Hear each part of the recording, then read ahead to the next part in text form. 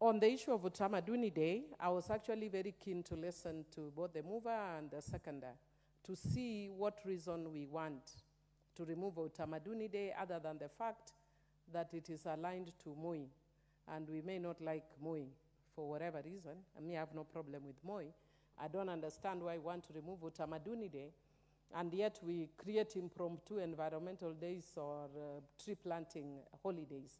Why can't we then use this Utamaduni Day to do every other thing, including planting trees, including dancing and smiling? All those are Utamaduni-related issues. What's your point of order, Leader? Actually, Honorable Speaker, it was not a point of order. I was seeking to inform Honorable Millie. I did not ask to be informed. I'm sorry. You cannot inform me. You order. asked that you are on a point of order. You are not on a point of information. Order, you Leader. cannot inform me without my permission. I'm sorry. Order, Leader. You cannot inform me without my permission. Honorable Millie, order. Mr. Speaker, I've said it before this House before. I'm very fairly informed. I don't need Honorable Nchungwa to inform me. Leader, did you want to inform Hon Millie? She's saying she doesn't want to be informed. If you have a point of order, then proceed.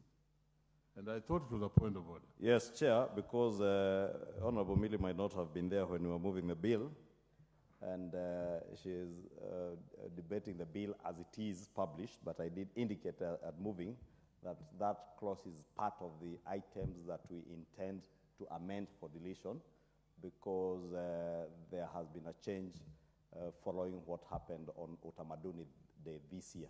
So that particular day of 10th of October will remain being a public holiday, and especially themed around the issue of climate change mitigation.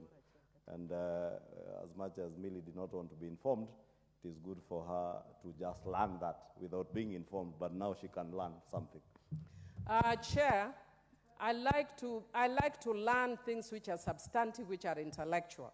So I would want to encourage Honorable Ichungwa, the next time you want to inform me at my intellectual capabilities. Don't inform me over mundane things like that, because those are things that I just raise in passing. But I talk about issues of substance. Mr. Speaker, I have a problem with the proposed amendment to the Traffic Act, Section 1179 of the Traffic Act, which provides that if any unauthorized person removes a notice affixed on a vehicle or tears or defaces the notice, they are guilty of an offense and liable upon conviction to a fine not exceeding 200 shillings. I would want, with your permission, to say it in Kiswahili, shilingi 200. And with your permission, I can say it in Kijaluo, Seling Meareo.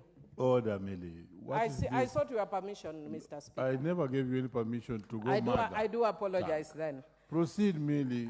And Mr. Speaker, the reason why I'm saying that is that this amendment seeks to move that fine from 200 Kenya shillings to 200,000 Kenya shillings. And a fine of 500 Kenya shillings to 500,000 Kenya shillings. And I am actually sad that I was not here when Honorable Ichungwa was moving the tax policy. And your tax policy must be anchored on what you promised, which was, what are these people you are calling? What were they called? Hustlers. Which hustlers are you going to fine for removing a notice off a car? 500,000 Kenya shillings. Are you living in utopia? Leader, are you living in Mars? Are you crazy? Are you mad? Are you mental? Order, do you need Millie. a mental checkup? You are taking Kenyans Millie, crazy. Order. I'll still give you a time.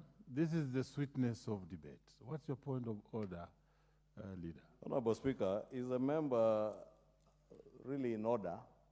And you've had the kind of unpalatables she is spewing, or asking whether people are crazy, whether they are sick, Honorable Speaker.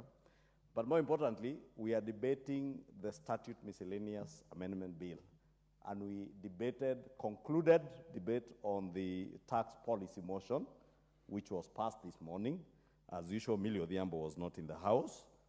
I'm not sure whether she contributed to the tax policy. And probably to also understand that fines are to deal with people who have a penchant of breaking the law, people who believe that laws are there not to be followed.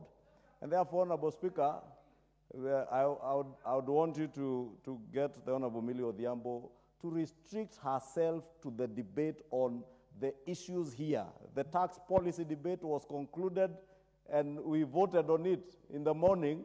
Honorable Speaker, we are therefore debating the statute miscellaneous bill, and she can restrict. I heard her say that she wants to engage in intellectual arguments, Honorable Speaker, and you know, I have tremendous respect for a lady like her, but when she engages in epithets, Honorable Speaker, I may not be able to engage, to lower myself to that level.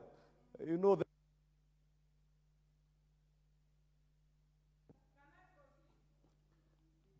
Please, Honorable Millie, proceed.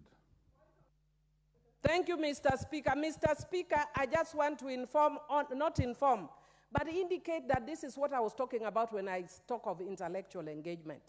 If you listen carefully, you should know that as an esteemed lawyer, when I speak, I know the rules of the House. So I have made a connection between this law and that tax rule.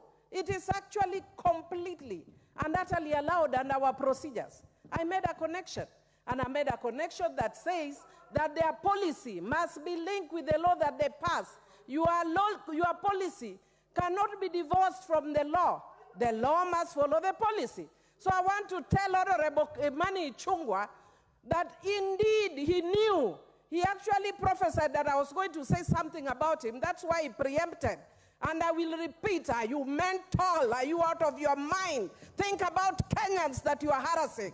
Which Kenyan is going to pay 500,000 Kenya shillings for removing a small piece of paper off a car? You are very unserious. Order, Millie.